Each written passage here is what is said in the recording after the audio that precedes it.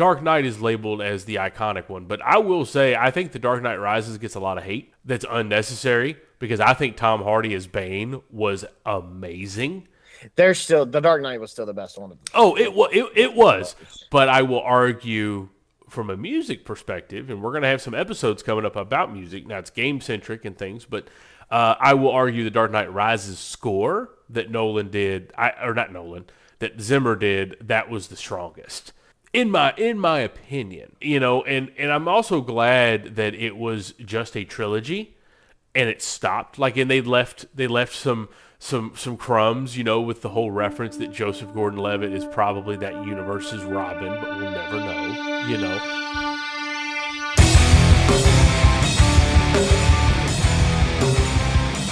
All right, welcome back, everyone. We are back for episode 27, actually. And I actually had to double check because we're so far in with all of our episodes. It's like, am I losing track of our numbers? But no, this is episode 27, May 5th, weekend after Derby, which was, anyone in the Louisville area very much is aware of Derby and everything that's going on. I know you had a work busy weekend. Yes, a lot of work. Yeah. We got to go to a party and have a good time, though. That is true. That's the thing. Howie's folks do a massive Derby party every year. I know I've been going at least since 2013. I think I have shirts going back to 2013. I mean, you would have been going since its inception, Pretty much. I've been going. I mean, like we've said it before, me and Scott's known each other since I was a little kid, so we've been going for... Yeah. Absolutely. And even years like when I work all day and I can't even be there, I always go at the end of the day, when I get off, and so I'm still up there at some point. Yeah. Well, no, it was a good time, and, shout out to the horse that won, Golden Tempo. We've got the first female trainer to ever win the Kentucky Derby, which I thought was really not one cool. of the Triple Crown races, but just the Derby race. Right. I didn't know this, but apparently there was a female trainer that won 2 years ago at at the Preakness or the Belmont. I think it was at Belmont. She won the Belmont Stakes. Gotcha.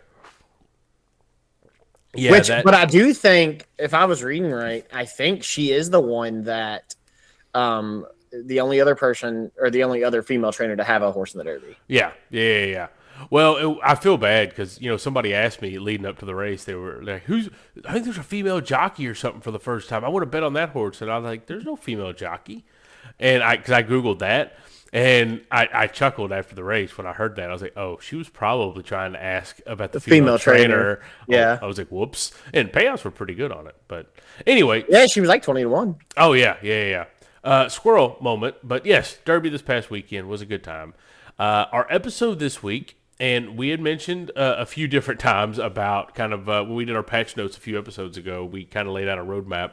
And we had mentioned that this episode, Heroes in the Shadows, which is kind of a DC-focused episode. We did our MCU episode. And I say MCU, but good God, we touched on everything Marvel. We didn't just do the MCU. We went everywhere. We did. But this one, Heroes in the Shadows, is a focus around DC. And it was going to be a quad episode, but we couldn't iron out some schedules and things like that, which, that happens. It's not a big deal. We will definitely have a topic at some point where we get the quad back together again. Haven't figured out what that'll be quite yet, but we definitely will. But everything today will be all things DC, so movies, TV, animated, live action, games, so we're going to kind of get into everything DC related. That includes, I guess, the only thing that is a universe, the DCEU, or whatever Snyder's stuff was called. But that's going to be the story mode. And then our side quests, right on brand with our story mode, we're going to do Now Loading. So basically that's our game social media trends segment. So we're going to be giving each other DC characters, whether we do heroes or villains. We'll wing it. But basically we're going to build our bracket to see who comes out on top for each of us for our top DC. And they're not going to be the same people. They're going to be... No. Definitely be just random people. Yeah, and it's not so much about their comics or about their movies or about their games. It's just about the characters as a whole, and we're just building our bracket for each other on who we feel is our favorite. And then we're going to do, just like we did with the Marvel episode, we're going to do Disc of the Day, which is in a singular disc or a singular cartridge, and we're going to talk about DC-related games as well. So that's what that's going to look like. And so all things DC today. And we're going to be covering, like I said, a little bit of everything just across all of that media types, if you will. I think, That's probably everything for our. yeah, I think that covers everything for Press Start. Yeah, that covers everything for Star. We can definitely go ahead and dive into our story mode. This will be a different one because we're definitely more Marvel than DC. I know, I know. This will be fun. Yeah, so, all right, let's jump into it. Heroes in the Shadows. All right, so, yes, I agree. I think that we're both, at our core, more Marvel people than DC people. Not that I'm knocking DC. Like, DC is outstanding. I mean, you've got Batman. I mean, that's the primary, But, in the... I mean, just as a whole, there's a few people that I like DC wise, like, if that makes sense. Like, but as a whole, Batman is definitely the one that I think everyone's going to be like, oh, without a doubt. Yeah. Well, Superman and Batman. Right, so. Right. Well, and that's the thing. With DC specifically, like we talked about, when we talked about the origins of Marvel movies, I brought up about how Blade, of course, saved Marvel from bankruptcy and everything. But with DC, I had to look this up, just to make sure I had the details. I mean, the first, major DC film, if you will, was Superman. And it was in 1951. So super, super old school. But then apparently also there was a movie called, it was one movie and it was called Superman and the Mole Men is kind of where it got its start. And then of course, so it started with Superman, but then you had the TV show for Batman, because Superman and Batman are DC's, main two, if you will. And that show came out in 1966. And it was the super hokey, I feel like calling it cheesy is going to offend some people, but super hokey and cheesy, with the frickin' and bam and pow and, all of that, which, I mean, have you ever watched any of those old? No. Yeah. I've seen a little bit of it. Whenever, because that was your, Adam West, where everyone talks about. That's what I was gonna say. I've seen that. I've seen a couple of them where I'm like, I'm trying to think of the names of the people. That's my problem right now because I didn't really follow this. It was probably the Adam.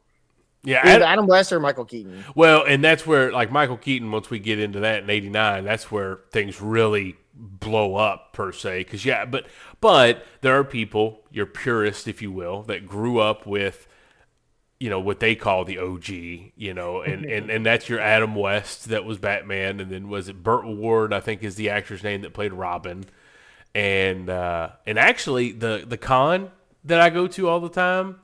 In Lexington, I think they had some original Batman actors. Now I think Adam. No, West. I've seen some of it. I've seen. Yeah, because I mean But it was the one that the cutscenes were exactly the little twisty thing and all that. Yeah.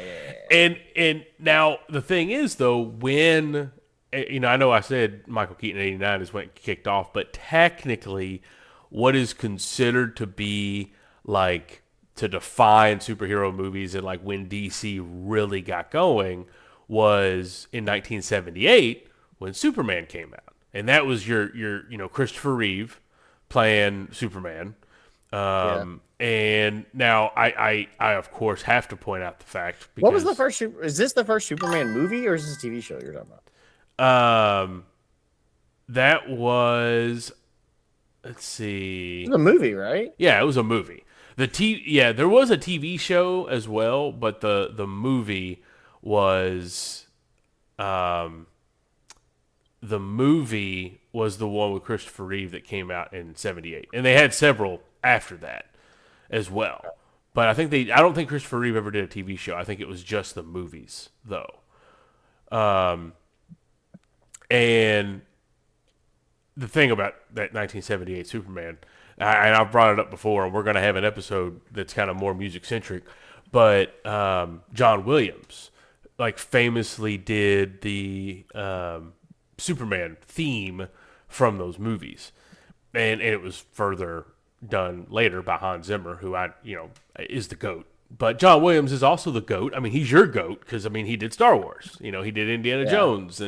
But Superman was another big one that he was known for as well. That was a really, really huge deal. But, I mean... Yeah, I'm trying to think. So, like, I've seen the Michael Keaton Batmans. Because Michael Keaton... Or no, George Clooney is the one that it was with Ivy, right? Or was that Michael Keaton? Well, so that's the thing. So the Superman movies ran from 78 to 87. And then the next big DC was Keaton's Batman, which was 89. And the one with... So Keaton's Batman did not have Poison Ivy. I think Poison Ivy was... Do you know which one I'm talking about? Yeah, it was. So I think it was Batman. Yeah, the one with Poison Ivy was Batman and Robin, and that had that was Clooney. That was Clooney, and then Chris O'Donnell was Robin. Okay. But the 1989 Batman, though, because Batman and Robin was, they kind of went to some of that campy,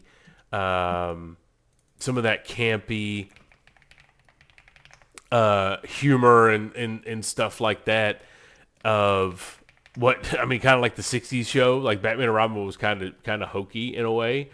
And I didn't hate that movie though. No, I agree. So Mr. Freeze one that was Batman and Robin. Is that the same one? It is the same one. It is the same one. Yeah, it is the same one. You had Batman. So you had Batman in 1989, which was Keaton's Batman. That was with the Joker, with Jack Nicholson. Very iconic. An iconic Batmobile. Apparently, there was a bunch of flack about Michael Keaton being cast as Batman, but what was it? I guess people just didn't like. They weren't. Like, there was criticism about him being cast.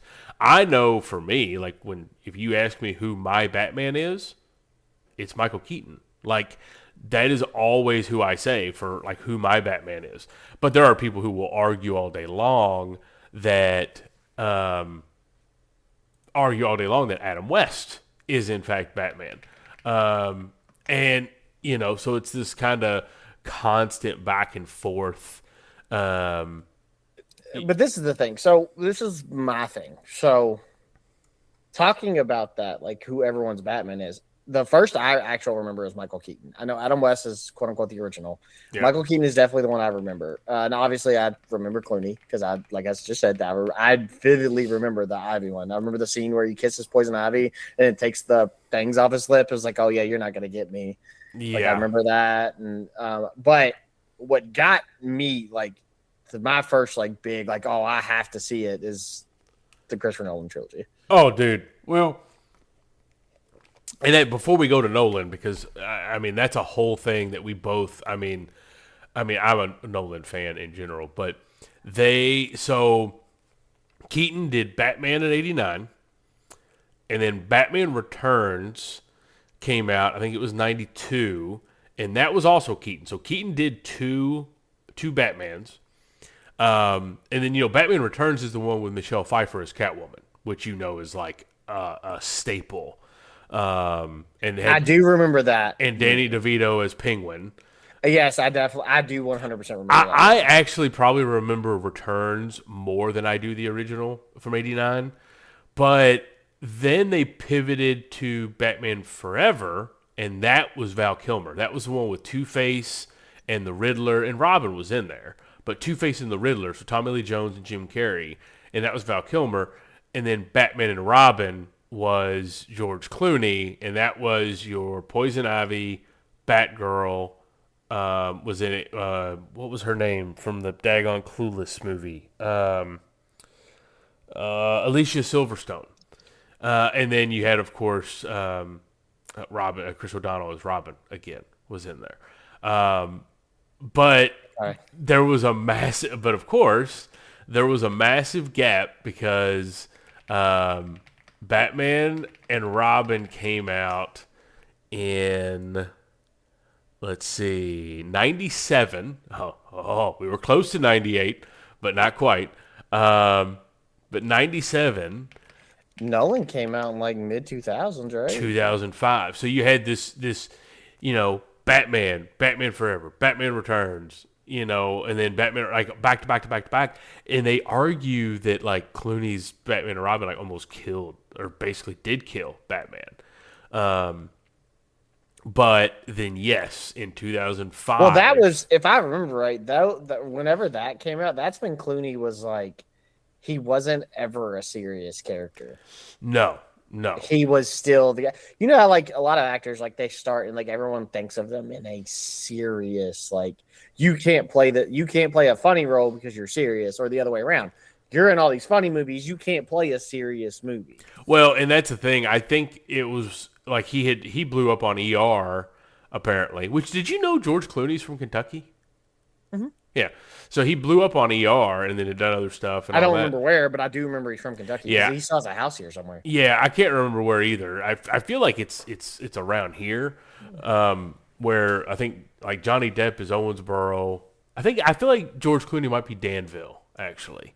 I think you're right. And then I also think Katy Perry, I think, is the other one that has a house in Louisville. She's not from here. No, not in Louisville, but she's not in Kentucky. Well, She's I don't think I don't know if she still has that house because it was her and Orlando Bloom that had it, and they got okay, divorced. but you know what I'm talking Yeah, about. yeah. Oh, yeah. My buddy Quentin and his wife, I think, saw them like at a cat cafe sometime or something or another. I gotcha. But no, Nolan's Batman is I think like so where Iron Man came out, and I think we looked up 2007. That when we talked through Marvel, that like blew up for Marvel, but Nolan's Batman, Christian Bale. oh man, I think that Well, but I don't even think the first one was fantastic. oh, not even just being an amazing superhero movie, but It was just a good movie. Like it was.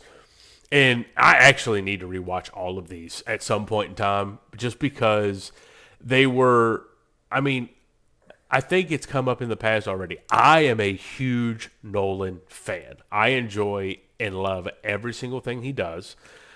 Hans Zimmer did the music for all three of these movies because you had Batman Begins and then you had The Dark Knight, which is arguably one of the best superhero films of all time and arguably one of the best films and that's of all where time. I was going. That Heath Ledger in that movie. Oh man. That was an absolute masterpiece of a Joker. It was because for me, so I remember Keaton's Batman with Nicholson's Joker. I do remember it, but I remember Returns with Catwoman and Penguin more. So and I know it's blasphemous. I don't see Nicholson's Joker as iconic for me. When I would think of the Joker, and we're going to get to it later, when I would think of the Joker before The Dark Knight, I'd think of Mark Hamill. I would think of Joker from the animated series. That's who would come to mind when I would hear the Joker. Now, if you tell me to think of the Joker, I think of Heath Ledger. I think of Heath Ledger. I think everyone does. Yeah, I mean, yes, I still think of Hamill, but I immediately think of Heath Ledger. I mean, it's not a promo, but like in some entertainment worlds, it would be a promo when he was when they were in the dining, and let's put a smile. Yeah, that little like promo cut, like that was so. incredible. And I don't know if you've seen, but so apparently that scene where he grabs, I guess the character is Rachel Dawes, but it's Maggie Gyllenhaal because they recasted from Katie Hudson. Not Katie Hudson. What's her? Wait a minute. No, Kate Hudson is someone. Katie Holmes. There we go. They recasted from Katie Holmes to Maggie Gyllenhaal in the second one. That scene where Heath Ledger grabs her face and has the knife up to her, that apparently wasn't in the script. He improvised it. So her reaction and the recoiling was all like real and stuff. Like that was in the special features and everything. And the very first time that Sir Michael Caine saw Heath Ledger in all of filming was that scene. So his expression of just like terror was his true. I mean, now you could argue maybe it wasn't his true because Michael Caine is an amazing generational knighted actor, but that was also something in the special features, and he talks about it. Which, fun fact, I can't believe I've never told you this. I've never told you this. The only reason this just popped in my head is because we're talking about Michael Caine. So, remember me telling you that I had done some work for folks in the UK? And we've become great friends, and we talk on WhatsApp all the time and all these things. So one of the people that I'd worked for over there, her daughter does makeup and stuff. And she works, it's either in like the stage drama industry or it's the film industry. I have no idea. But she sent me a picture, and she was sitting in a dressing room or a makeup chair or whatever with Sir Michael Caine. And I'm literally like, I was at work on a meeting and I get a screenshot. Chase, I figure you'll appreciate this. I look at it like an hour later. I said, why are you sending me a picture of Sir Michael Caine? And then she proceeded to explain to me that was why. I was like, that is amazing. Like, because, that's the thing with Christopher Nolan. He likes to use the same people in a lot of his movies. Because the first one, your main villain was Ra's al Ghul, of course, which had Liam Neeson. But then you had Scarecrow, which is Cillian Murphy. Cillian Murphy wound up being in a bunch of Nolan films, including Oppenheimer and Inception. But then, of course, the second one, we had the Joker, obviously. Two-Face popped up, right? Aaron Eckhart was there in Two-Face. Which that was another iconic scene when he's laying and he rolls over and he like, after he yells, but it was like super calm, and then he shouts and and it's just like, speaking of scenes that aren't improvised in that one, the hospital scene, whenever he blows it. Yes, the button. Yeah. He stops and he's like. And Heath Ledger's out there like messing with the button and stuff like that. And it blows up and he goes.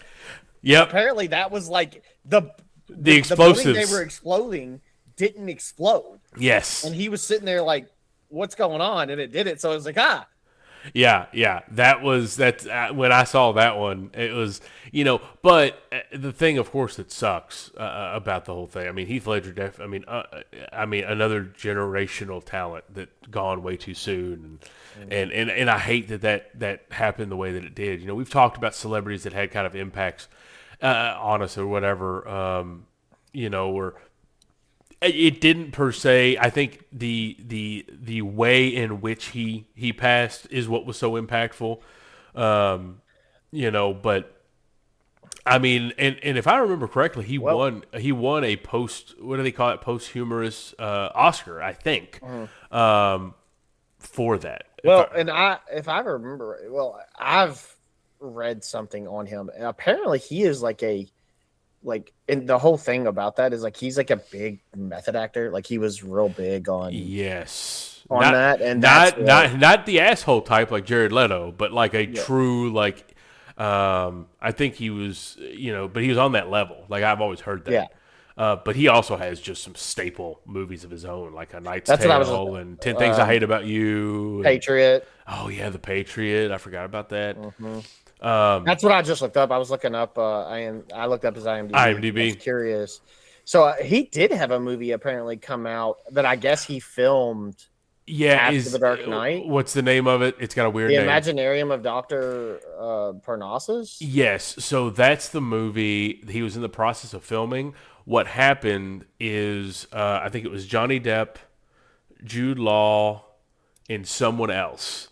That was in this movie? That finished. They were all playing the same character, but they came in and filmed his additional scenes after he had passed away.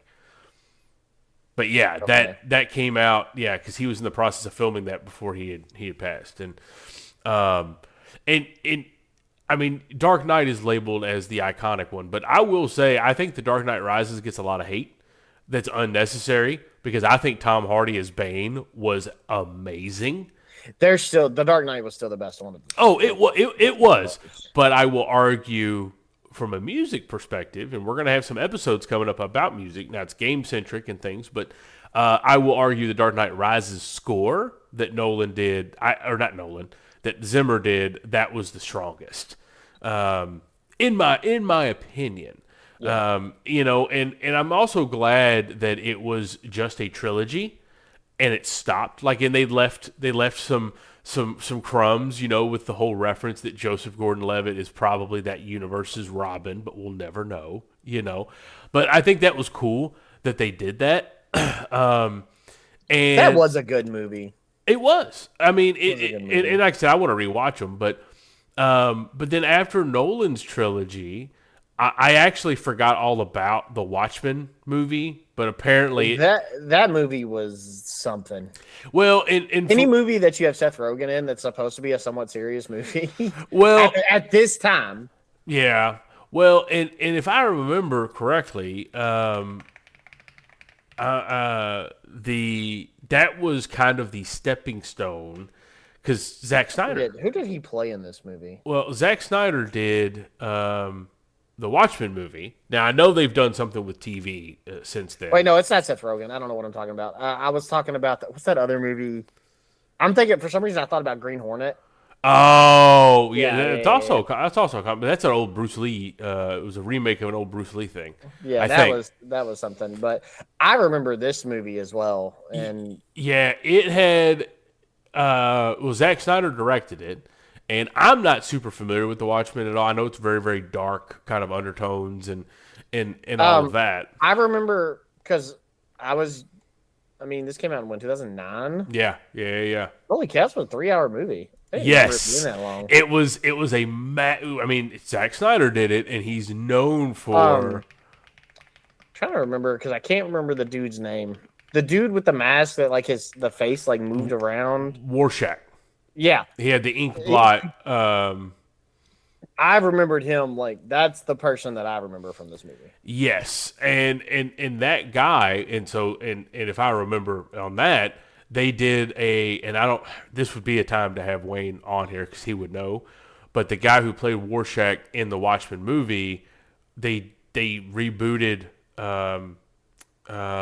What's the Freddy Krueger movies called?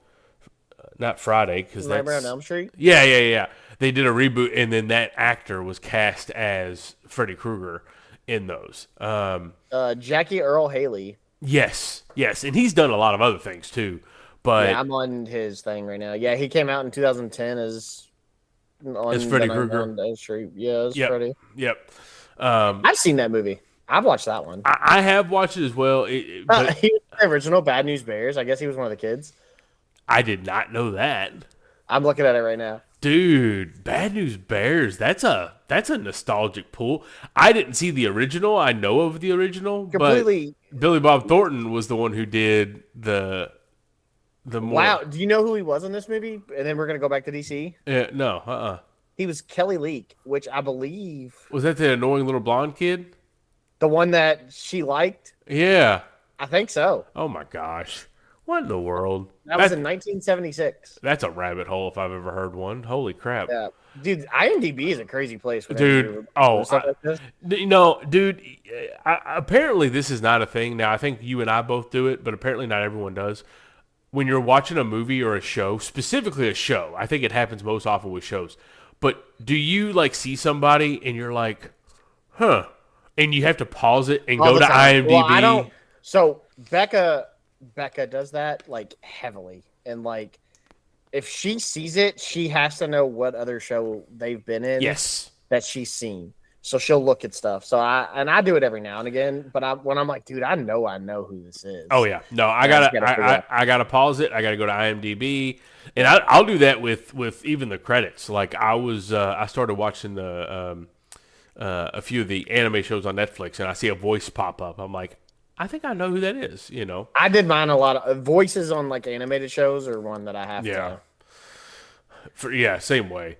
But no, the Watchmen kicked off with Zack Snyder, and then we started getting what was DC's universe and their answer to the MCU. You know, though, like looking at these, like Wonder Woman, it was a decent movie. I didn't hate the first one. I loved the first Wonder Woman. The first Wonder Woman was good, and I didn't even hate the second one. Well, and I was a little iffy on the second one, but that also hit during COVID, so it released right to streaming, and it wasn't in theaters. But 2017, so 2007 is when Iron Man came out and the MCU became a thing. 2017 was when Wonder Woman came out. That was the first movie of what was supposed to be the DC extended universe, or the Snyderverse as it's known now. Which, by the way, Hans Zimmer did the theme for Wonder Woman as well. So Wonder Woman was a very good movie. Like I liked the castings. Man of Steel wasn't bad. That's where we got Henry Cavill as and you know what? I said Wonder Woman was first, but you know what? That was Man of Steel was definitely first. Man of Steel may have been first. Yeah, 2013. Okay. Yeah, Man of Steel was first.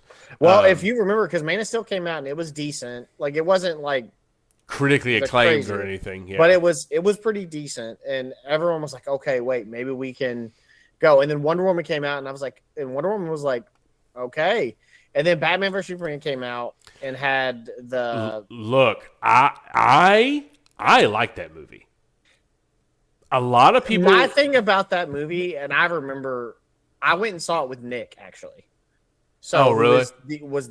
At the time was the biggest Batman fan I knew. Ooh. He knew everything about Batman. He read comics. He watched all the movies.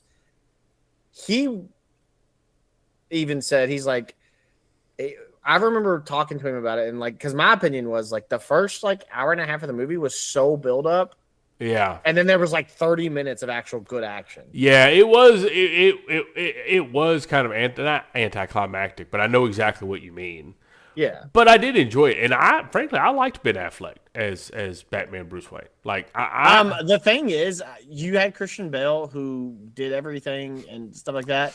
And then you have Affleck who is legitimately just getting ran over in every single movie that he's in. Dude, yeah. Well, and I feel that Bale, and we know it's an ongoing joke. I think we talked about it in one of our general nostalgic episodes, but Bale's Batman voice, where is he? You know, because College Humor did that whole skit. And I mean, but you know, Affleck, I think he did a great job. I mean, as you know, in Batman vs Superman, of course. Beyond that, you know, of course, we had Justice League, you know, where we got to see him again, and then I think technically he showed up in, something else. But the DC universe, like none of these, like no, you're skipping my, honestly, probably my favorite one on here. You just skipped over. Well, you can say Aquaman. Yeah. And that's what I was going to say. Wonder Woman and Aquaman, I think, were the two most successful. Aquaman with Momoa? Now, I'm a big Jason Momoa fan. Like, I like Jason Momoa a lot. Aquaman was fantastic. It was really good. Even the scene in because Batman, I feel like these are out of order too, because I'm pretty positive Aquaman came out after Justice League. Because your first thing that you see with Aquaman, Aquaman was 2018, or maybe, yeah. So 2019 was Aquaman, and then no, wait a minute, that's not the right date because they remastered it. 2021 was when they did the Zack Snyder. 2017. So no, Justice League came out before Aquaman. Yeah, because the reason I say that is because your first time seeing Aquaman is when he was they caught him at that bar, and he was talking to Affleck, and Affleck said something to him, and he's like, "Nah," and he just takes his jacket off and just swims away. Yeah. And you have that scene in the scene in Justice League, like one of the best scenes in Justice League is when he's sitting on the lasso of truth in the was it the plane when they're going to fight? Yeah. Yeah. No, it was one. I will say, even though I enjoy just about everything, the two most critically acclaimed, Wonder Woman and Aquaman, I enjoyed those the most. So I'm totally in line with that. Aquaman is my favorite one. I thought The Flash was not good at all. Like Dude, I remember watching that movie and I just could not sit there and just get into it. and I forgot to put Black Adam on here. It technically lives in that world. Black Adam was about Shazam's in here, not on here either. Yeah, I did and forget about Shazam. the first Shazam was decent. I would put the first Shazam over. No, I agree because it had a nice because the thing with Snyder's movies in his universe, it was all very dark, very serious. Marvel kept things kind of loosey goosey, all that. Shazam comes in and had a lot of humor and stuff that I think worked really, really well. Yeah, who played Shazam? Not the kid, but Zachary Levi. I like him as an actor too. He got a big mouth, but I do enjoy what he was in that show Chuck too that was really good. But Shazam's the one that like I liked the first one. Yeah, I forgot. And the about second Shazam. one was just okay. Yeah, that one I actually I don't know if I've seen the second one to be honest. I think that's right when it came out. I think I got to a point where I started winding down going to the movies so much. And I think that's right around the time where I stopped going every week and started missing out on a lot of movies and stuff. But no, The Flash, I'm actually mad at myself that I saw that in theaters. Again, I enjoy everything. So I find something to like in everything. The Flash was one I almost turned off. Yeah, it was. I mean, they pulled so heavily on the nostalgia factor of pulling in Keaton's Batman. Not to mention the Clooney Batman cameo at the end. But, I mean, they relied so much on that. But the movie and... Like, I'm not somebody to criticize effects of movies. Like, I'm not that guy. But that one had some CGI that was rough. It was bad. Like, legitimately rough. You know what else we don't have on here? Suicide Squad. You know what? I do not. You don't have Suicide Squad? You don't have Harley Quinn, the Birds of Prey? Yeah. Well, see, that I wanted to make sure... Well, I wanted to make sure to have the other things that we haven't gotten to either about the animated stuff and the TV shows and all that. So I kind of zipped through, but I'm glad that you said that though, because well, those are movies that I actually enjoyed. Like I enjoyed. Now, which one did you like more? You had the Suicide Squad that Chris Ayers did that had. Which one had Margot Robbie? That the first one Chris Ayers did. With Will Smith. Yeah, because the second one that they did... It wasn't bad. It was also... It was good. Yeah. Well, so here's the thing. The second one brought in the man that has probably the best DC show out right now. Yeah, Peace Walker. Jesus, Peacemaker. I'm thinking Metal Gear when I said Peace Walker. But no, and that's the thing. That's where, if I remember correctly, James Gunn, who had done Guardians and all that, had his cancel drama with Disney and jumped over, made that Suicide Squad movie with DC, and then Disney realized, oops, brought him back for Guardians 3, and then, of course, now James Gunn and something Saffron, I think James Saffron's his name, they're the ones developing the new DC universe. And that Suicide Squad, including Peacemaker, in the show, like that's all apparently part of his universe. I'll say this. I think that, and I know we talked about this during the Marvel one, I like the DC shows. Like, the DC shows are... Yeah, and that's the thing that I've always said. Before we move on to shows and animated, where I think DC shines the most, I feel like it's also worth mentioning, and I did remember to put these, but thank you for mentioning Birds of Prey and Suicide Squad, I forgot. But I think this is the problem with DC movies, though, is that they are all over the place, because then you got the Joker that won awards and stuff that Joaquin Phoenix did. Fine movie, but just kind of... That was a good movie. Yeah, it was it was different seeing it, but this is the origin of Joker. Here it is. Yes. It was a good movie. I think it was a great movie, a great comic book movie, not so much. But then, of course, but the thing is, they can't centralize under one umbrella like the MCU did, because the Batman, Pattinson's Batman, is Matt Reeves, I think, directed that.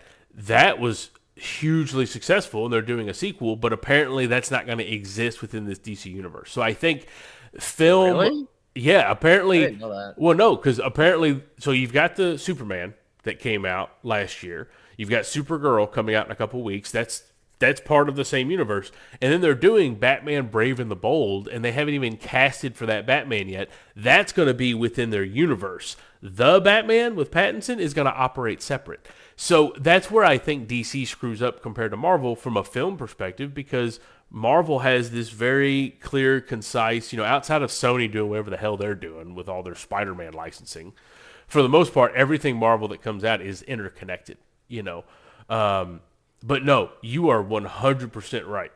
And I've always said, when it comes to the animated stuff and when it comes to their TV shows, dude, DC kills it. Like freaking Clockwork kills it. And I mean, like Well, it's not even like I know they're down a little bit, but just talking about them, like Peacemaker, the Arrowverse shows, like Green Arrow. Now I did stop watching them. I didn't watch everything because I think I watched up until like the first season of Supergirl when it intertwined. It got to a point where there was just too much. Well, I agree. Early seasons of Arrow Were fantastic. and The they first were like 3 or 4 seasons, and then the first season of Flash, fantastic. And then I think season 2 or 3. I think Actually, I think it was 3. Yeah, I think it was 3 of the Flash when they pulled in Supergirl, they pulled in Legends of Tomorrow, And they pulled an Arrow. and they started. And I'm the same. I did not finish. I watched all of these religiously up to a certain point, and then I stopped. I actually have a picture. I haven't hung it up yet, but I've met the whole cast of Arrow. Well, basically. the whole thing with that is like when you have a show, because at the time, if I remember when the Arrowverse first came out, it was on WB or whatever. CW, yeah. So you're like, it was like Tuesday was Arrow, Wednesday was Flash, and then Thursday was Supergirl. So if you missed Flash on Wednesday, you're gonna miss something that happens, and it's going to ruin Supergirl for you. Yep. When they started doing that, I was like, dude, I can't do this because I couldn't commit to watching them every day. Yes, and that's where and that's the thing. When it was very grounded, it worked really, really well. And even before Arrow, now I didn't watch this, but I guess Smallville was absolutely massive. I watched some of it, but it was good. Yeah. I watched some of that. But to your point, now I haven't watched it yet at all, but I know that Peacemaker is apparently amazing. You need to watch Peacemaker. I know. I'm telling you, Peacemaker. I've heard. It's top tier. I did look up because I heard about the closing scene after season 1. Like I heard about that and I totally went and watched it. But no, it is apparently huge and doing just widely successful. And then that Penguin show also apparently won a bunch of awards and is like critically acclaimed. The other one you don't have on here is Gotham. You know what? I forgot about Gotham. Gotham was good. That was, yeah, because if I remember, it was the one that was following Gordon as a detective before he was a commissioner. Yeah, and then Bruce Wayne wasn't Batman yet. I think. No, he was a kid. Yeah, he was a kid. Yeah. So no, but these are also their TV shows, like because we could talk Marvel TV shows, and before the MCU shows, they just had Agents of Shield, and I heard, it was meh. They had Agents of Shield and Carter. Yeah, but that's considered an MCU show. Okay. Where all of these kind of existed separate I know from each Smallville, other. Smallville, was super popular. And it has a massive cult following with Tom Welling at the helm, and again, I didn't watch it, but I know that a lot of people really like it. But yeah, I also haven't seen Titans though. Now, yeah, and from what I heard, Titans was very good. I haven't watched it. I know you watched Game of Thrones, right? Mm-hmm. The guy who played Jorah Mormont, they have cast as the older Bruce Wayne in there, which I thought was actually kind of an okay cast because he's supposed to be old, retired, or something like that. Yeah. but it's apparently pretty good. But the Penguin, I know they won a bunch of awards for that show, and apparently it's very, very good. Which I will say, back to their movies, Pattinson's Batman had Colin Farrell as the Penguin. Props to the makeup people there, because you could not tell me that was actually Colin Farrell in that movie. I will say, and like just moving on, like talking about animated shows, like I know we kind of talked a little bit. Yeah. Some of the animated shows, Teen Titans back in the day, fantastic. But what I was going to say, bring up, I think if you ask anybody, you look at them and say, "Hey, name me 3 people in DC." All 3 of them, that you have one of 2 chances. It's going to be Superman, Batman, and Joker. Yep. Or it's going to be Batman, Joker, and Harley. Yeah. Yeah. Like those, they're just the most common. The merch, the everything are typically those 3 people. Yeah, I mean, you might get Batman, Superman, Wonder Woman, but I mean, maybe. But for the most part, you're gonna get one, either Superman, Batman, and then either Joker or Harley, or you're gonna get Batman, Joker, and Harley. Well, and the thing is, like the animated, like first off, they're animated movies, like Batman, like there are Superman and Flash and Justice League, like there's a bunch of animated movies like that. But dude, the Batman animated movies, like Mask of the Phantasm, Sub-Zero, The Killing Joke, one of the best kind of stories. Under the Red Hood is my absolute favorite. Like that, and Red Hood is a character, which I think is Jason Todd, is one of my favorite. But as far as the shows, like the animated series is like that era of TV where you had Batman the animated series, Superman had a show. That's also, I mean, it's Marvel, but like Spider-Man, like you had all those iconic superhero TV show cartoons. But the animated series, like to me, that's where we learn and confirm. Like for me, DC, Batman has the best villains, like the absolute best villains. I mean, Marvel has good villains. Well, like we talked about this. Like Scott brought this up whenever we were talking. We did the quad episode, and he would be very opinionated right here because I think DC has more iconic villains when it comes to like overall what people are going to know. Like if I say, "Hey, what do you know about Batman?" They're going to be able to say Joker and Riddler, Two-Face, Killer Croc, like. Yeah. Like the only villain that I feel like just someone who's not super into it and like watches it, reads it, does everything. If you say, "Hey, what villain can you name me from any Marvel movie?" They may go like Green Goblin or Venom or something like that. Well, and that's what I was going to say. Batman has the most iconic villains on the DC side. Spider-Man has the most iconic villains on the Marvel side. I'll agree with that. That's 100%. But the animated series, though, the thing, we talk about Keaton being our Batman, and Heath Ledger being our Joker. But dude, I don't forget them, but I feel that they are kind of in their own league. Kevin Conroy as Batman and Mark Hamill as Joker, like those are. Those are probably more iconic than any live action adaptation. Another animated show you're missing. Which one? People didn't. I think it had a very mixed review at times, if I remember. But Batman, is it Batman Beyond? With yes. The black and red Batman. Yes, Will Friedle, who was in Boy Meets World, did the voice and. Yeah, I forgot about Batman Beyond. That was a good. I love that show. That was a good show. Yeah, and I will. It was one of them that was on. You remember we used to talk about going back to Saturday morning cartoons. That was one of them that I remember being on because I would get on because it was like Batman and it was the Jackie Chan show and I probably remember sitting down and watching Batman Beyond more than I do the animated series. Yeah, but it. Fun fact, by the way, Kevin Conroy, again, RIP, his last voice acting gig before he died was in the Devil May Cry anime that I just finished season 1 of. He played the vice president in that anime. And I was just like, I started watching it. As soon as he spoke, I paused and I was like, that's Batman. Like, I'm pretty sure that's Batman. And sure enough, it was his last voice acting role.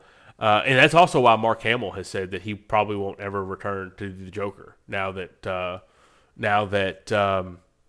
Kevin's gone, which I think is awesome. But I think their animated TV shows and their animated movies is where they peak. But for sure. apparently, Outside of the Nolan trilogy, because that was yes, top tier movie. Chef's kiss. But like where they're going now with James Gunn, like of course we had Superman already, which I don't know if you saw that, but that Superman was very good, by the way. If you haven't seen it, I would tell you to watch it. But Supergirl comes out in a couple weeks, or maybe a couple months. I think it's June or July. And frankly, I'm looking forward to it. The trailers look good. Who do they have playing Supergirl? Do you know off the top of your head? Did you watch House of the Dragon? I've watched a lot of. I've watched anything Game of Thrones I've seen. Yeah, Millie Adcock, who played the younger version of Rhaenyra in House of the Dragon, that's who they've got playing Supergirl. Oh, okay. Yeah, and watch the trailer because it looks really good. But that one, and this is all part of James Gunn's universe now. But then, yeah, apparently they're doing Batman Brave and the Bold, and that's supposed to be their DC Universe's Batman. But it's not going to be Pattinson because Pattinson's Batman is separate. That is weird. Now, there is a lot of stuff, like they also have a multiverse. Maybe that's what they're playing as in the long run. Yeah, and frankly, that shit annoys the hell out of me. Like, I'm glad, apparently, with what Marvel's doing with Doomsday and Secret Wars, they're going to blow up their whole expanded universe stuff and then bring everything back. It's like, this alternate timeline stuff drives me nuts. Like, let's rein it in. But I mean, I will see all of these. Like, there's no doubt. But I definitely lean more from a. Well, do you know something else? I was just gonna bring up about these. I don't know. I think something, and at times I think it hurts them. How long these movies are. Oh, dude. Yeah, when we talked about The Watchmen, but like the Batman that was critically acclaimed, like everyone hours. loved it. It was long, and it had some lulls in it, in my opinion. Yeah. I think that hurts them a lot. Like, don't get me wrong, like Avengers is 2.5 hours, but like there's so much action in the Avengers, and there's something going on the entire time. The thing about a lot of the DC movies that I feel like is they're really, really long, especially like Batman vs Superman. If I remember, it was like 2.5 hours, and there was like 20 minutes of action. The rest of it was just like, oh, I'm gonna go to a party. Yeah. Oh, here's Lex Luthor. Oh, here's this. Oh, here's this. Oh, here's this. Well, and that's the thing. When you're someone like Nolan, who is a peak storyteller, his movies are also long, but he's such an amazing filmmaker, it doesn't feel like it. I mean, where some of these others, they drag. You have something going on. Exactly. Constantly. I think that, but when you have lulls in a 3-hour movie and your lull is 30 minutes, I think it kind of, it makes it harder for me to watch that. Oh, 100%. Whereas like the Batman trilogy, like The Dark Knight, I know for a fact I've seen the movie like 25, 30 times. Locked in. I will, if it comes on TV, I'll watch it. Agreed. No problem. Agreed. You know what I mean? So no, and I'm ashamed to say I actually think I fell asleep in the theater to Pattinson's Batman, and I had to rewatch it when it came out. Yeah, because you don't ever fall asleep in the theater. I know, because it gets kind of a lull. But yeah, I mean, the big thing between DC and Marvel, I think we both lean more toward Marvel, but DC's got some bangers. I mean, we've got the iconic Nolan trilogy, we've got these shows and the animated movies with Under the Red Hood and Killing Joke. Well, and maybe they're going to do more with the, like I said, there's some of the movies, like I didn't hate Aquaman. There's some of the movies that I'm like, were good. I loved Wonder Woman. I thought it was great. So, and just like I said, like the shows were good. Like DC has stuff going. I'm not going to say that. Well, and I forgot Man of Steel also. Hans Zimmer did the music for Man of Steel also. So again, some bias, but yeah, I think that kind of covers everything that we wanted to get into as it relates to like DC. We said at the beginning of this is we wanted to do this because we wanted to do a DC-esque show equivalent to Marvel. However, we definitely follow Marvel harder than we do DC. Oh yeah, which I would argue a lot of folks do. So yeah, But let's go ahead and we're going to jump into our first side quest, which is our Now Loading. Now Loading segment today is doing oh my gosh, have you been building a bracket this whole time? Yes, you just pulled up a bracket. That is hysterical. Okay, well, this is good. Since you have a visual aid, that no one else can see. But hey, that doesn't matter. It's just for us. We can read them off, and Chase is gonna pick. Okay. I can. You know what? We can do this. We can do Hey, this. this is what I was doing at the beginning. Perfect. So these look to be a mixture of There's villains, everybody. heroes. This is villains, heroes, everything. And some of these, what I did was when we played. So me and Chase played the DC Duck Building game when we get. Oh, dude, I love it. So some of these people are I remember hey, that card was dope. So I put it on here. Dude, that DC deck building game, and you know what? We'll get to that actually. We can talk about that in the next segment. We'll talk about games and stuff. Yeah. But I think that may need to be our next quad episode. Is we do a whole thing around board games. I know we did a couple side quests, but I don't think we've done a whole episode. Yeah, and we could do it because we play quite a few. Yeah. So, all right. So here's what we got. So we got 16 people, just random people from the DC universe. I'm gonna give 2 to Chase. We're gonna move them on to the bracket. And then I will come back. Once we finish the first round, we'll come back. We'll start the second round until we have a winner. Okay. All right. So your round 1 is Batman versus Catwoman. And the ones that are kind of a duo. Yeah. And the thing is, we're not talking about who could beat who. We're literally just our favorite. This is just our favorite. So, there's no way in the first round we can knock Batman out. So we're going Batman. Oh, don't worry. If you see his matchup in the second round, you're going to. Oh, we'll see. Oh, Jesus Christ! The Joker and the Riddler is your next choice. So the thing is, I feel like we also cannot leave out the Joker. So we're gonna have to let the Joker though, the Riddler as a character, especially in the games. Yes, that's what I was thinking. I didn't hate him. I like the Riddler as a character. That's what I was thinking. All right, so right now we have Batman over Catwoman and Joker over Riddler. So now we have. Which you haven't seen the movie, so it's not gonna, or the show, so it's not gonna be as. Yeah. But Peacemaker, and then the animated series Beast Boy, from Teen Titans. Yeah, you know what? I haven't seen Peacemaker. I'm picking Beast Boy. That's the first one you didn't pick the way I would pick. Yeah. So now we have the Penguin and Aquaman. We're gonna say Danny DeVito's Penguin. So, okay. Well, that definitely answers it then. So.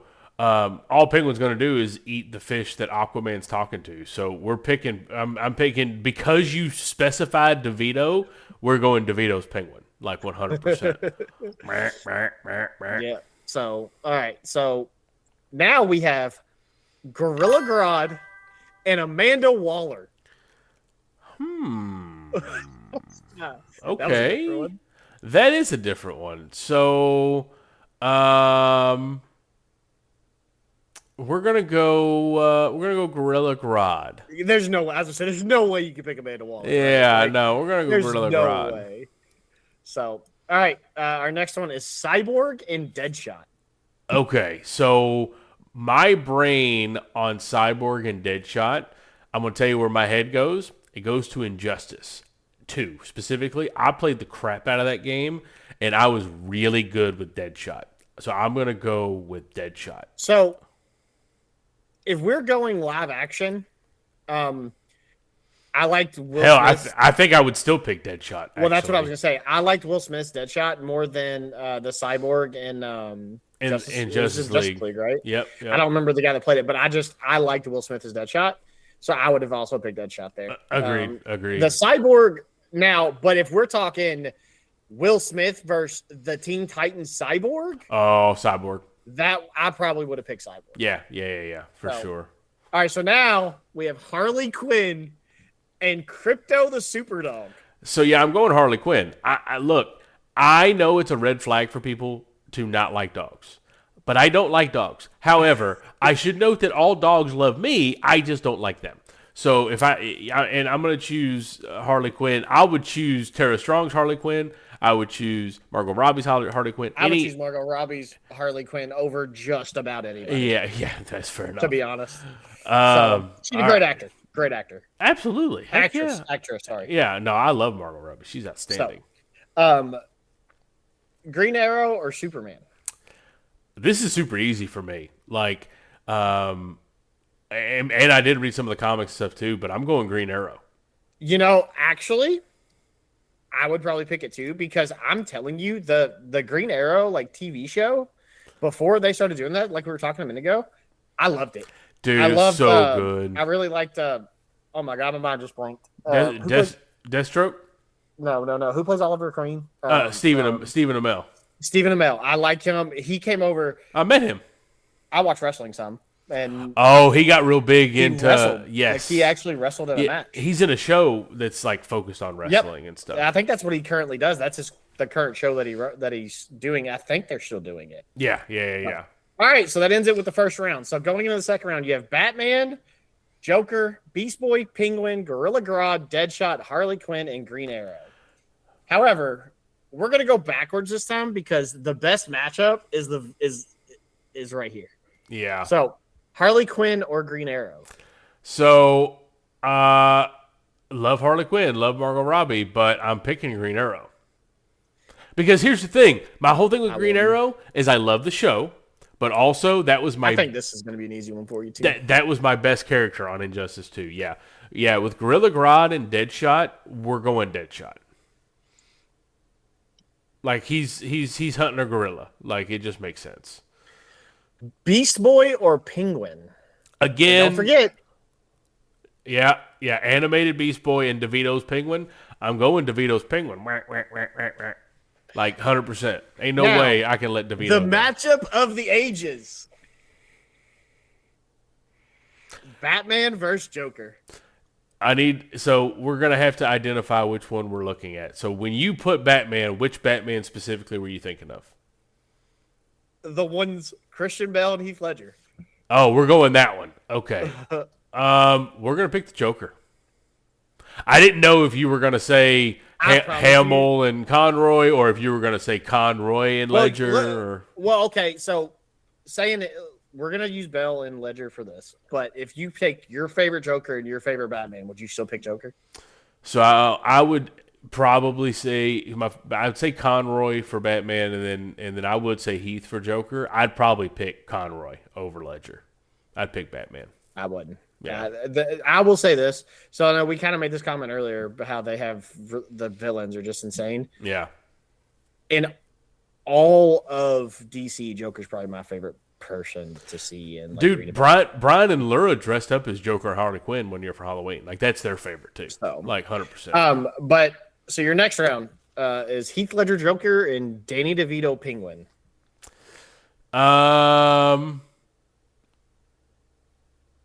You know what? Yeah, I got to do Heath. I can't. I was thinking about picking. You thought about it, but he did fantastic as the Penguin. He did. He did. Like absolutely. Deadshot and Green Arrow. Yeah, it's gonna be Green Arrow. Now this is Oliver Queen Green Arrow and Deadshot from Injustice. So you were picking. Yep. I'm telling you, man, that show. If they didn't do the crossover and I could watch that without having to watch all the other stuff, dude, that show was so good. And then your championship matchup is the Joker versus Green Arrow. Yep, and this is a really, really hard choice because again, early show, loved it. I've loved the comics that I read. Kevin Smith did a run of Green Arrow that I absolutely loved. And then I loved it in Injustice, but then I loved me some Heath Ledger as well. I'm telling you, I'm picking Green Arrow. So your winner of the bracket was Green Arrow. Yeah. Definitely my preference. And really, when I think of DC characters, I usually will probably say Green Arrow is my favorite. Mine, like I said earlier, mine is the Joker. Like I would have to say, like. And it's weird because, like, I usually am not like that, but I like the Joker and I like Aquaman. Like that's fair. That's fair. But I like Momoa's Aquaman. That's what made me like Aquaman. Like, and I even like the second Aquaman movie with him. Oh yeah. With and I saw the second one. I completely forgot about the Aquaman movies having Amber Heard in it and her being all that stuff going on. So how different? I mean, I don't have. If we're taking the same 16, if you were to, how different would yours be from that bunch? So, mine would be so. I love how you have a bracket app like default on your computer. No, I googled it. Oh, okay, So, okay, so okay. I would choose between Batman and Catwoman. I would choose Batman. The I would choose the Joker. Joker. I bet Joker wins your whole thing. Joker would have been mine. Would 100% be Peacemaker. It's not even close. Yeah. Mine would be Aquaman Instead of Penguin, yeah. instead of Penguin. Penguin would have never made it out of the first round. Mine would have been Green Arrow as well. Yep. I like Green Arrow more than Superman. Harley Quinn would definitely win between her and Crypto.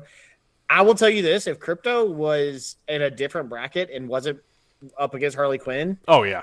he would beat people. Like I would probably pick him over Cyborg. I would pick him over Deadshot.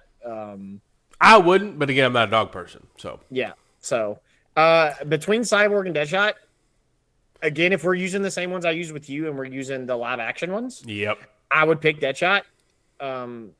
If I'm picking and Cyborg is the Teen Titan one, and then the live action Deadshot, I'd probably pick Cyborg. Yeah. No, I agree. I agree with that. So I would go Cyborg here. And then here, this is the worst matchup in the entire bracket. Yeah, Grodd and Amanda Waller. But she serves her purpose. That's true. So That's fair. I would pick Amanda Waller. You wouldn't have a Suicide Squad without Amanda Waller. So. Exactly. So Batman the Joker. You're giving it to Joker. Yep. This is the hardest one in the I entire. was gonna say, I'm curious who you would pick between Peacemaker and Aquaman. So if we're talking about just the Aquaman movie versus like John Cena's the Peacemaker, Suicide Squad movie, I would probably pick Aquaman. If we're talking about everything that Peacemaker's in with John Cena, whether it's everything, the TV, as much as I like Aquaman, I love John Cena, and that show is fantastic. I know. I need to watch it. Whereas the Aquaman movie, I really liked the first Aquaman movie. The second one wasn't the worst. It also has one of my favorite actors in it. So this is the hardest one. I would probably... Dun, dun, dun. You going Aquaman. I would have to still go Aquaman because all right. Jason Momoa Aquaman is, like I said, it's just like that first movie. I loved that movie. That's a great movie. I mean, 100%. 100%. Fantastic movie. So, all right, now the Amanda Waller and Cyborg, I would pick Cyborg. Cyborg, yeah, animated Cyborg. We know we're. I say you going Harley, yeah. Quinn Harley, over and Green then Arrow. Yeah, Joker and Aquaman. It's got to be Joker, right? Yeah. And Harley Quinn, Joker and Harley Quinn. So out of this bracket, Heath Ledger's Joker or Margot Robbie's Harley Quinn. If Aquaman was in Cyborg spot, this would be Joker and Aquaman. Oh yeah. So and then my winner would be Joker. That's fair. So you had Joker. But mine was quite different than yours. It was much different. You got. Now we went through mine a lot faster. Well, yeah. But yes, mine was a lot different than Chase's because like Penguin as a character to me, just I'm not a huge fan of. I'm gonna be honest, like I'm just not. I know I haven't seen the Penguin show. I know I haven't either. I've just heard it was really good. I remember the guy that was playing Penguin in Pattinson's. Oh, yes. That he played the character well as well. Yeah. Believe it or not, Teen Titans, like the original like animated TV show, Beast Boy. That's actually somebody that I'm really high on, but I liked the Peacemaker show so much more. If I had seen Peacemaker, I am confident I would have picked it. I just haven't. I think you would have brought Peacemaker. I think if you watched the movie or the show, I think you would have brought it all the way out. I don't think it would have beat the Joker. I think you would have, but I think you would have put it right there. Yeah. Just like knowing you a little bit and a lot of it, and like knowing you, like Peacemaker. I think you would. The clips I've seen, I have no doubt I would have picked. I will say, like I said, Peacemaker and Aquaman. That was in my honest opinion, that was the hardest one of this entire bracket for me, because I loved the Aquaman movie, and I like Jason Momoa. I think he plays the role fantastic. But John Cena's just John Cena, man, and the show itself is fantastic. Eagly, which you don't know who that is, but it's his eagle. I was gonna say you can't see him, so you know. Yeah, isn't that his whole thing? You can't see me. Yeah, but he's retired from wrestling. He no longer wrestles. He only acts. That's true. I did know that. But like I said, whenever we were doing your bracket, the Joker to me. Now I'm specifically talking about Heath Ledger's Joker. Oh yeah, yeah. Now, I also really, really like Mark Hamill's Joker, both in the animated, which Mark Hamill's a different reason, but Luke Skywalker, yeah. exactly. But even then, like if I remember right, he was in all the games. Yes. Well, Troy Baker jumped into jumped in, and I think the second I think one. I think it's the first and the third one. It was Well, here, hold on. Before we get into that, because games specifically are our next side quest, let's go ahead and wrap up now loading, and we're going to jump into Disc of the Day. Yeah. And it makes sense to start talking about the best DC game of all time with those Arkham games. And now you've got me curious. Believe it or not, I genuinely think that he did Arkham, or okay, Hamill did the main ones, the Arkham Asylum and Arkham City and Arkham Knight, or no, the Arkham Knight didn't have him in it. Troy Baker did it in Arkham Origins. I was about to say that's the spinoff, right? Yeah. Yeah, but the Arkham games were fantastic, dude. I mean, when I think of the best superhero games of all time, I brought this comment up. If you remember, in the Arkham, and I think I was wrong when I talked about this back way when Hamill came out on stage. At conference, it was for this. Yes, I think it would have been Arkham City, probably. I don't remember. Well, no. It was for something else because I was already a store manager. I don't think I was a store manager when that came. 2011, no. So it could have been Arkham Knight because I think he still did the voice. 2015.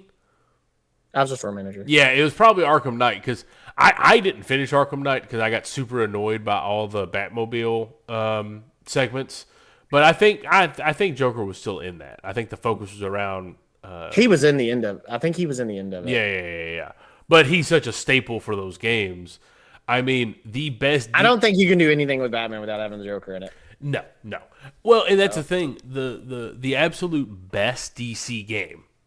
Like, I don't think anyone will ever argue with anyone that the Batman Arkham games are the best DC games. Yeah, that's not even close. Though we were talking, so like. We've talked about this a couple episodes ago. Lego games. Oh, yes. Fantastic. But what I was going to bring up, we talk about how iconic like the villains are in DC. They have a DC villains Lego game. Oh, yeah. So that's something like I just wanted to say. And that's the thing. I think the Batman games are the best, and then I think the second best DC. Oh no, I forgot about Injustice. I would say Injustice, but the Lego games, yeah, Lego Batman, the Lego DC Supervillains or whatever it's called. I still think the Lego games sold more than the Injustice games. Oh, probably. So the other thing, talking about Injustice, which by the way, they came out the other day and said the next game they're working on. Is a NetherRealm, the folks that do Mortal Kombat, they said their next game is going to be an Injustice game. Which is what... So, I was also a store manager when Injustice 2 came out. That was your midnight memory that we talked about. Yeah, well, what I was going to say is, so whenever we went to conference that year, they had it, like we talk all the time, they let us play before. This is mixing into our esports thing. So, they had a tournament that was held through GameStop that they had the tournament there. Ended it at conference. And they had two very known MK Injustice pros at that time. Really? I didn't know that. Katana Prime was one of the guys' names. He played Katana in Mortal Kombat, but he switched over to Injustice. That makes sense. And then we had his name was Michelangelo. And they hosted it. So they came around, talked, and all kinds of stuff. Yeah. See, I put a lot of hours into, I would say, of fighting games of recent memory, and that includes Dragon Ball fighting games. I feel like Injustice 2, I put the absolute most time on. Man, I miss the shindigs and playing those. Dude, it was so much fun. And of course Jordo would always whoop everybody. Well, But if you remember, there for a while, we made it to where Jordo didn't play in the tournament till the very end, and then well, basically whoever won the tournament had to play played Jordo. Yeah. Yeah, and then Jordo would play he would be like, all right, he would have to play like one game just to get kind of warmed up, and then it was just over. Yeah. Well, he was basically the champion like all the time. Yeah. But I will say though, I didn't play the Suicide Squad or the Gotham Knights. I heard so many bad things about Suicide Squad. yeah, But I didn't want to buy it. well, I bought Gotham Knights. I will say I bought Gotham Knights, and I was super hyped because it looked to play very similar to the Arkham games, but with this, not even the co-op mentality, because I don't always align schedules to play co-op, but just the idea of having the Red Hood and Nightwing and Robin and back, like that looked really cool. And I couldn't do it. The control, like, and again, I'm someone who generally enjoys everything, but the mechanics and everything, I just couldn't get behind it. And then Suicide Squad, they tried to do that same shit the Avengers game did with live service, and apparently it freaking tanked. But if you didn't know, though, it is on PlayStation Plus, where you can download it for free. And I probably will play it at some point because it's free. But it was they both kind of bombed. I mean, really, Batman carries them for a game perspective. Even their VR games. Well, you have one on here, and me and Wayne have both played it. The DC Universe game. I actually enjoyed that game. The MMO. Hey, I did too. I liked that game. I did too. When it came out, we've talked about MMOs in the past and how they're not my cup of tea. But the very first MMO I ever played, even before Howie got me into Guild Wars, was Champions Online, which was superheroes and stuff. So when DC Universe Online came out, I did get it. And of course, you got to pick a path in the beginning. What was it? You had, I think it was all the Justice League. Like you pick a Batman inspired, Superman inspired, Wonder Woman inspired, Green Lantern inspired. Of course, I picked Batman. Well, I'm sure you did too, with the options that they had. Actually, no. Because I played that with Wayne. Yeah. And if I remember right, Wayne went Batman, and we wanted to have different characters. Oh yeah. I actually think I went Flash because I think your starting three were Flash. No. I think it was Wonder Woman. I think it was all the main Justice League. There was four. I think there was only four. I think it was Flash, Batman, Superman, and Wonder Woman. Yeah, that would make sense. Is that right? Or maybe it was just Flash, Batman, and Superman, and then you could Wonder Woman's who was your person that talked over. Yeah, mentor or something like that. Yeah. So. No, I forgot about that. But the VR games, the Batman VR games, are also super iconic. Now, I think I mentioned this, in our controller episode about how I couldn't do the VR stuff because it made me sick. Because I'm getting old, I guess. But they, I guess the DC games are very much held up by the Arkham series, for sure. I look and Lego. And speaking of Lego, that's the thing. They are literally marrying Lego Batman and Arkham in the Lego Batman Legacy of the Dark Knight that comes out in 20 days, by the way. Yeah. And the idea of merging those two is going to be insane. And then I feel in talking about, DC games, it would be remiss not to bring up the only time that Superman has had a game on the N64. I don't know if you ever played it or not, but I think it's generally regarded as very bad. But I do remember playing it, and I think the idea of flying around and stuff was cool. But the fact that I don't think there has been any outside of the Lego games. I don't think we've seen Superman in a game, and I think it's the reason why. I think that's why Superman doesn't really have a game or anything like that. Did they do a DC Lego or a Superman Lego? I don't think so, but I think they have like a Lego Justice That has League, all of them in maybe. it. I think because I feel like he's in one of the Lego games. I just was curious. Yeah, I think they have a Lego. Yeah, they have a Lego Justice League, or it's in, or it might be in the Supervillains where they have Superman and stuff. But I think he's just so overpowered that it just doesn't make sense. Yeah, But yeah, I mean, ultimately Arkham carries them as far by as their far, games by go. far. So, So, but that should do it for our disc of the day, right? Wrapping up the side quest. yep, that'll do it. So let's go ahead and jump into our save point. All right. Well, all things DC today. I mean, it isn't as clean and linear and concise as what Marvel has done. That's for sure. No, that's for sure. They bounce a bunch. Like we said, even with the TV shows were really good, and then when they tried to intertwine them, I think it made it hard to watch at times, and I just think it hurt them in that show episode. But the beginning of those episodes or those seasons, fantastic. Yeah, I know you are in the process of completely unrelated to DC, but I know you're in the process of rewatching Mandalorian and stuff for the movie. Man, I've been itching to rewatch because I've got that picture where I'm at the Arrowcast, like itching to rewatch Arrow, Well, like the early seasons. If they would have done, like how Mando is, so like Mando, yes, the shows play into each other, but you watch season 1 and season 2 of Mando, then you watch Boba Fett season 1, and then you watch season 3. Yeah, it wasn't like individual If episodes. it wasn't, because the problem is when you're trying to watch stuff in the moment. There's a couple of shows that do this. Like, was it like the Chicago shows, like Chicago 911 and yeah, all those like crossovers Fire and all that, and they cross over all the time. And then like, there was something else. I watched The Rookie. It tried to do that where like it tried to bring out the Rookie FBI, and they tried to make it to where it crossed over. And there was honestly, I had to look up every episode that the FBI crossed over because I didn't want to watch that show.